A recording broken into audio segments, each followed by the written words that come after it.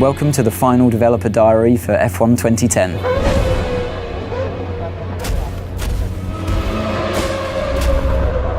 At the beginning of the game, you don't start off as a test driver, you start off as a driver that's managed to secure a seat in a team at the beginning of the year.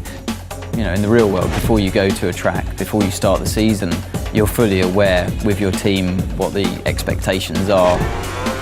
Depending on the kind of difficulty level that you've selected, that determines the teams that are open to you at the beginning of the game.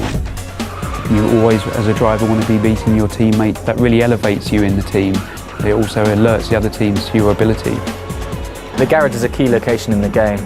You've got your animated crew working on your car, your race engineer feeding you intel.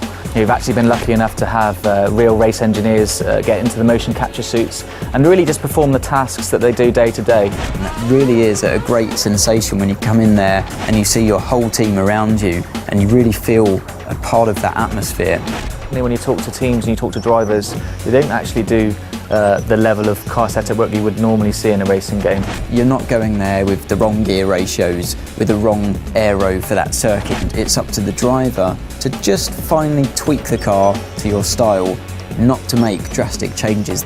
The expectations from the driver playing the game are the same as what they would be in real life, given your machinery. You know, at the end of the day, the teammate that you have is the only direct competition that you'll have through the whole season. There's a strange balance of having to work together, but also a desperate competition. Where it gets a little bit personal is when it comes to events like qualifying and the race, definitely, where you're just out there to beat him no matter what. Your agent, the media and the paddock itself are your feedback mechanism for how well you're doing in the game.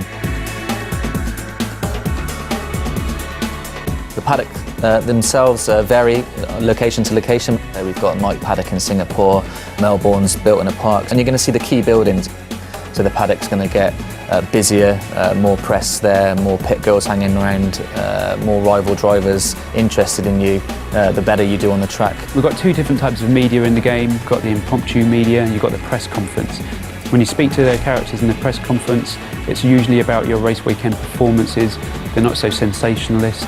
It's an easier ride for you, definitely, but it's still a moment of celebration. Impromptu characters hanging around the paddock lane, they're always willing to take your first comments when you come out of practice qualifying and race. The hardest thing, I think, is that if you've had a bad result, then you have to speak to the media and you have to remain calm and always say the right thing. You have to be a little careful of what you say to the media.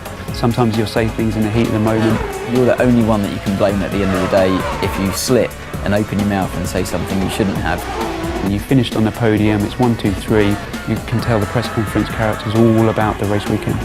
Those are all of the things that I want to try and portray in the game as what happens in real life. Way beyond any computer game I've ever played before.